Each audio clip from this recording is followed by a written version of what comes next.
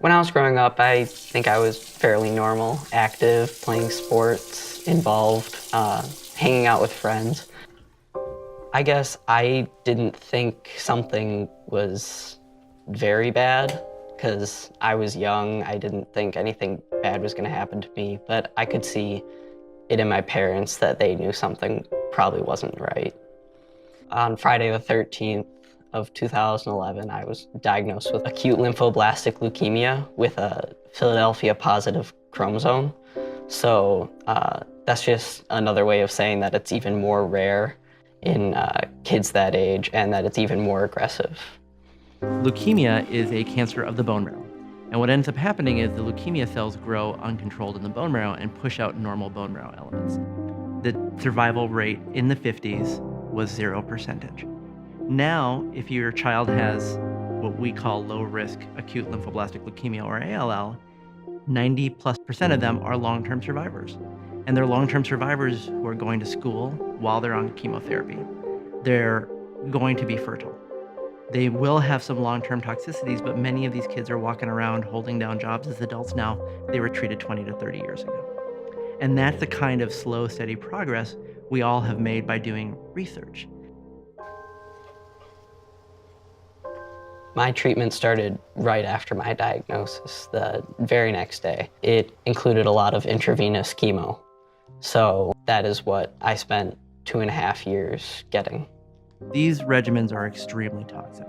For both high-risk ALL and AML, many of these patients are spending months in the hospital. And even if they are fortunate enough to be long-term survivors of their disease, especially in children, we see late effects that are quite profound. I achieved remission in 2011, and I was 10 years old at the time. I relapsed in June of 2017. Knew that I was going to need a bone marrow transplant because they told us that if I ever relapse, that would be the course of treatment. So bone marrow transplantation is actually the original cellular therapy, and it's been going on for almost 60 years, in which we take a patient who has leukemia, we get rid of all their bone marrow and hopefully leukemia, and then we give them bone marrow from a new donor that may be related or unrelated to them. The new donor immune system recognizes hopefully the leukemia and plays a role in wiping it out. 1, 2, 3. Sickle cell has impacted my family really hard. I lost a nephew to sickle cell. I lost a son to the same disease. And I also lost my sister. Her name is Mantia. Wilson, Young, Livea, Ran, Shay. It means beautiful one. Tia was 6 weeks old when I found out that she had sickle cell anemia disease. As I was down there on the floor on my knees crying, when I heard the news, I know I had to get up and get myself back together. And I had to do something about it. She was real down and out, low energy level. But when she got those blood transfusions every 4 weeks, she was a spitfire. Oh, that one was juicy. Sickle cell disease is one of the type of inheritable diseases. So if one can genetically engineer a type of stem cell called hematopoietic stem cells, which are making our blood cells, and then you can give that modified stem cell back to the sickle cell patients, and then they were generating the right type of red blood cells without sickle disease. They don't have to come back to receive blood transfusion anymore because that mutation only affected red blood cells.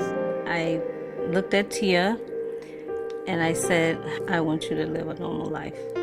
So the choice I made was for her to have that bone marrow transplant.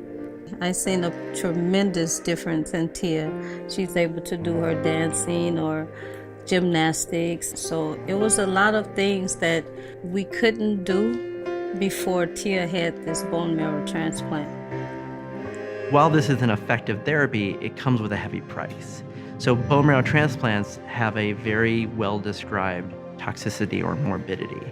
Part of getting a bone marrow transplant is you have to get very high-dose chemotherapy. chemotherapy that would completely wipe out somebody's bone marrow. So that exposes people to the risks of infection. I've seen too many children die of a disease that shouldn't be dying of their disease. And I've seen too many children die of the therapy that we had to give them to try and cure them of their disease long term.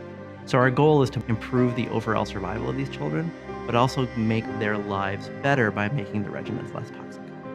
One of the area of expertise that the Blood Research Institute is cellular therapy. And cellular therapy is basically to give patients the type of cells that they need to fight off certain type of diseases. When it comes to the blood diseases, such like leukemia and lymphoma, cellular therapy has been used very frequently, even previously. But recently, the CAR T cell therapy has become a very popular approach to targeting certain type of leukemia and has shown very good and promising outcomes. My vision for cancer treatment would be that we can cure kids and adults with cancer less aggressively. These kids really do deserve better treatments that will help them go on to be productive and happy adults. And that's something that I'm truly passionate about, and that's why I come to work every day. I'm blessed. I get to see kids every day overcome the worst. To help my research to advance, we will need a lot of help from our community, and that will help us to get the resources that we need that will help us to move the project forward.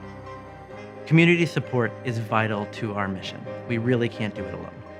My long-term goal in my career is to help patients in those situations and offer them a new hope. If it wasn't for the research that we've done in the past few years and the research that we're going to do in the future, my cancer wouldn't be as treatable as it is today. I'm grateful for the researchers. I'm grateful for those that donate blood.